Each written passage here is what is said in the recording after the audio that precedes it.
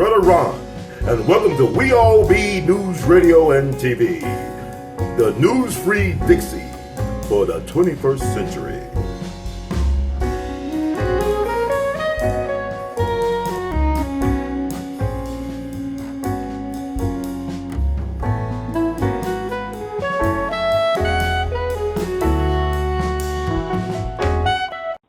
Excuse my language. Well, Judge. Goddamn break. We got these ballless, spineless, gutless,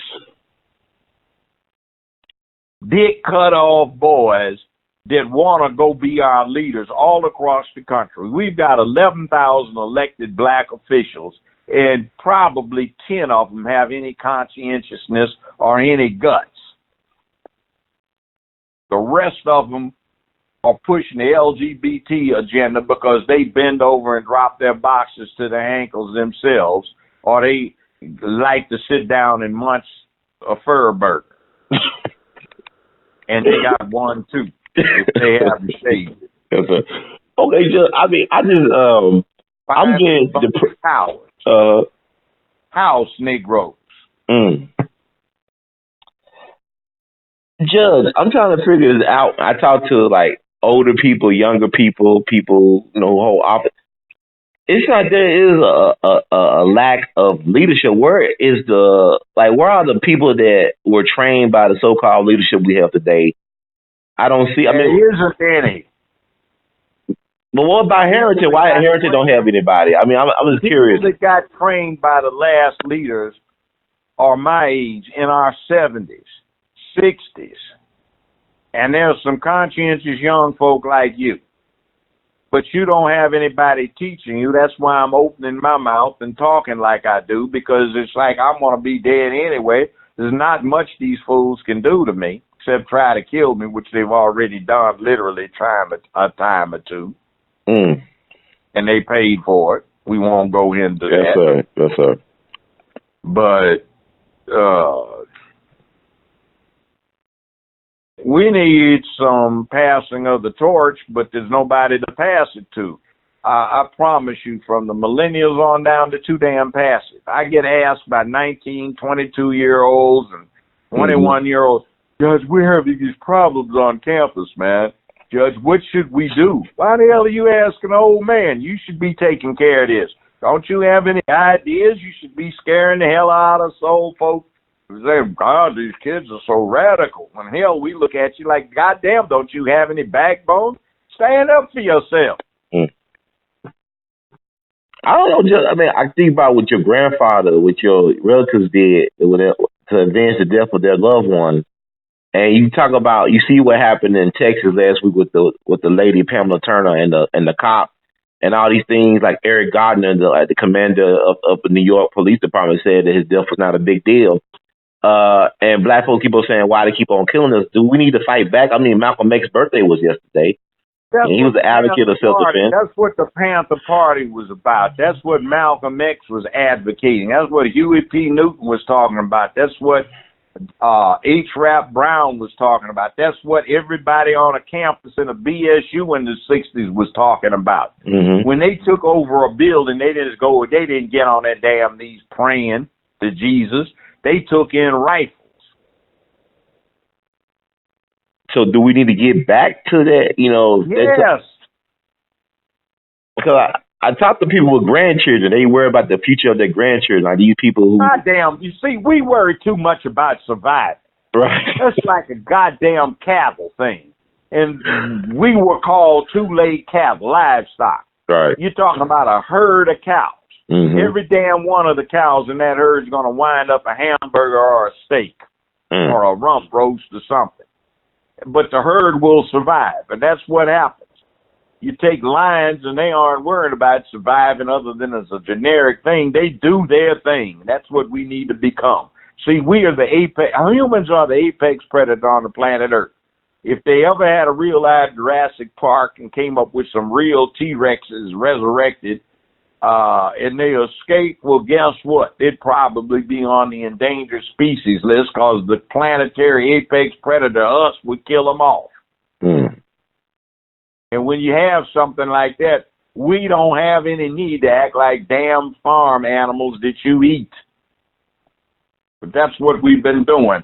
We've been acting as a people like horses and cows and pigs and sheep and goats and ducks and damn chickens. Mm-hmm.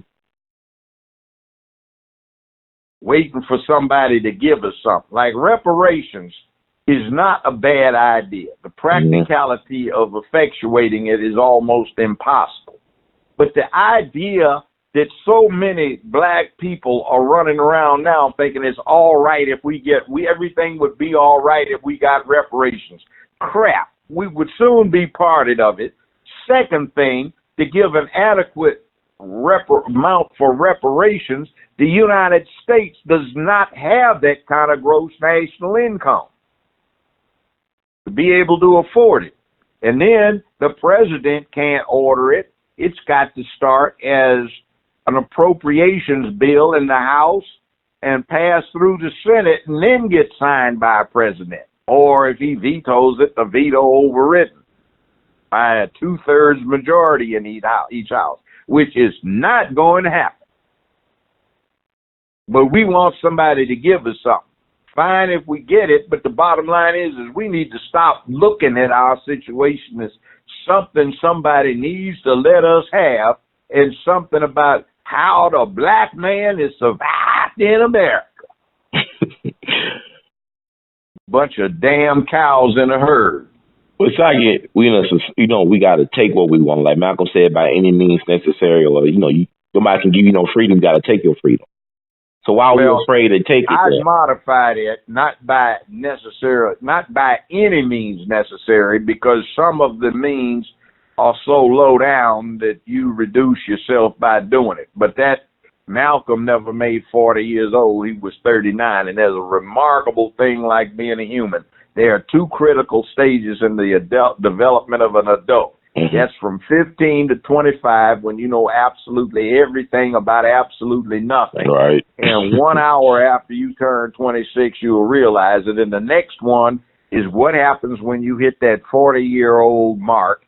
All of a sudden it starts clicking, and stuff you didn't comprehend, didn't see, starts occurring to you that did not occur to you when you were 39, 37, 36. Mm-hmm.